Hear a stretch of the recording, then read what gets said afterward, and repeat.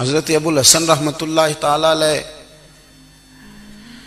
حضرت معاذ ابن جبل رضی اللہ تعالیٰ عنہ کے پاس بیٹھا کرتے تھے۔ فرماتے ہیں ان سے جو پیار بڑھا تو پھر میرا مصلی سے بھی بڑھ گیا۔ تابعی ہیں، فرماتے ہیں صحابی رسول سے محبت ہوئی تو ذکر سے بھی ہو گئی، پھر درود شریف سے بھی ہو گئی۔ محبت ان سے بڑھی تو پھر اللہ نے مسجد کا پیار بھی بڑھا دیا۔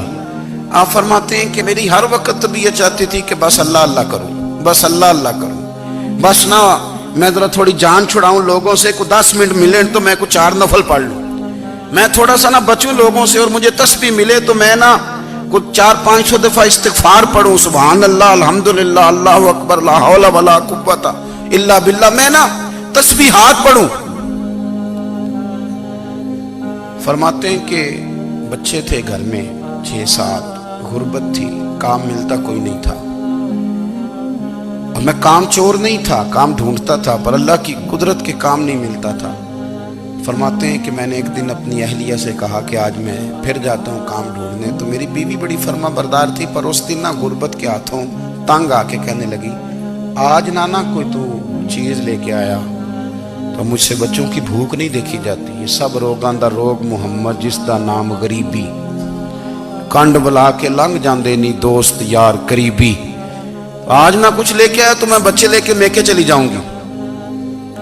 شیخ فرماتے ہیں کہ میں بڑا پریشان گھر سے نکلا، پر میں نے صبح سے لے کے زور تک کام ڈھونڈا، کام ملا کوئی نہیں، تو میرے دل میں خیال آیا چلو کام نہیں ملتا تو اللہ اللہ تو کرے نا، چلو بندوں کی مزدوری نہیں ملتی تو رب کریم کی عبادت ہی کرتے ہیں۔ فرماتے ہیں کہ میں نے نا فرات کے پانی سے وضو کیا، نہر کے، شدید دھوپ تھی، ساتھ ریت تھی اور ریت تپ رہی تھی، میں نے اپنا رومال وہیں مصلی کے طور پر بچھا لیا، اور فرماتے ہیں کہ زور سے لے کر عصر تک نماز پڑھی، دھوپ بھی پورے زور پہ، پر میرے سجدے کا ذوق بھی پورے زور پہ۔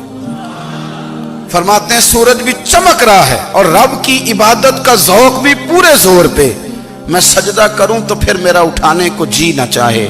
میرے استاد لکھا کرتے تھے، یہ ان کا شعر ہے، وہ کہا کرتے تھے مجھے سوز دے، مجھے ساز دے، اور مجھے نیم شب کا نیاز دے، دم سجدہ خود کو میں توڑ دوں، مجھے ایسا ذوق نماز دے، اور میں تیری بہار کا پھول ہوں، میں کھلا بھی ہوں تو تیرے لیے، مجھے میری شاخ سے توڑ لے، مجھے اپنی زلف کا ناز دے۔ بھائی فرماتے ہیں کہ عصر تک میں نے نفل پڑھے، دل ڈھلنے لگا، عصر کی نماز پڑھی اور میں وہاں سے چلا۔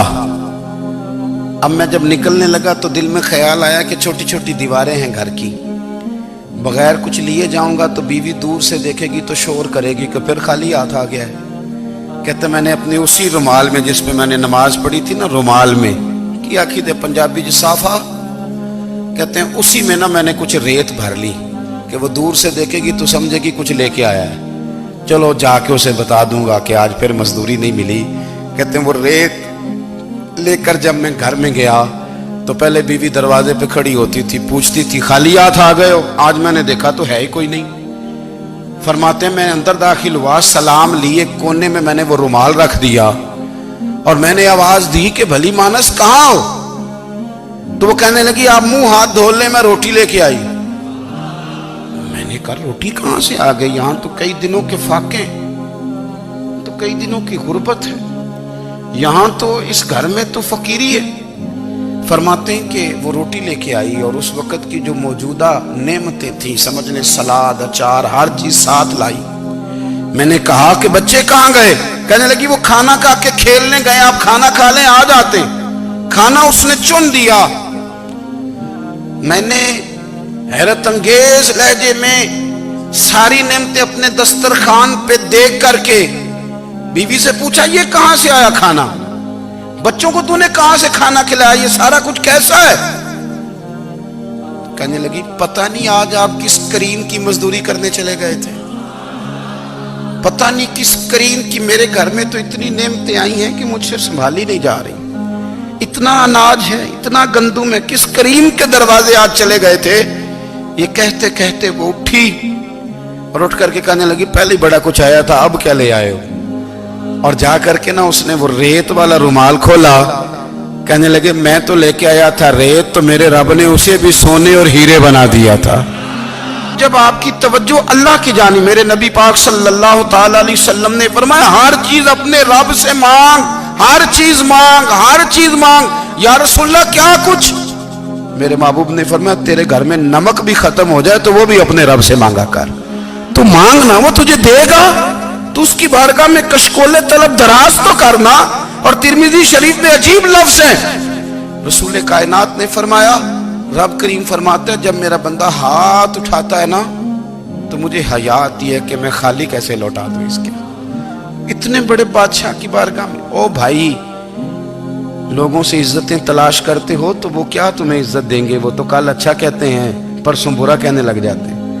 لوگوں کے سامنے گڈ بک میں آنا چاہو گے تو وہ تو سویرے تمہارے بارے میں کچھ کہیں گے، شام کچھ اور کہیں گے۔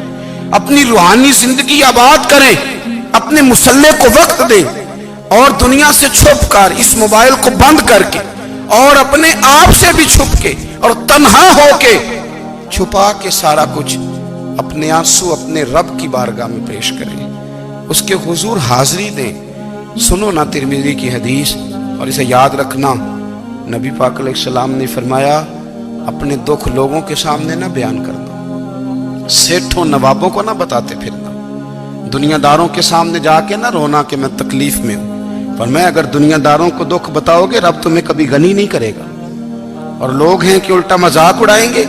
آپ کی جس سے بڑی پکی یاری ہے نا، پکی، وہ تب تک پکی ہے جب تک آپ نے 50,000 مانگا نہیں، اور جس وقت آپ نے کہہ دیا کہ میں مجبور ہوں میری مدد کر تو پھر ختم ہو گئی دوستی۔ لوگوں کی تعلقات آپ کے ساتھ تب تک ہیں جب تک آپ ان سے کوئی ضرورت وابستہ نہیں کرتے۔ کریم محبوب فرمانے لگے بندوں کے سامنے دکھ نہ بیان کرنا، اللہ تجھے کبھی غنی نہیں کرے گا۔ تو اپنے دکھ اپنے رب کو بتا، تو دعائیں مانگ، تو اس کی بارگاہ میں حاضر ہو، تو اس کے حضور عرض کر۔ فرمایا اپنے دکھ اپنے رب کو بتا، وہ جلدی کرے یا دیر سے کرے تجھے ساری دنیا سے بے نیاز کر دے گا، تجھے کسی کا محتاج نہیں رہنے دے گا۔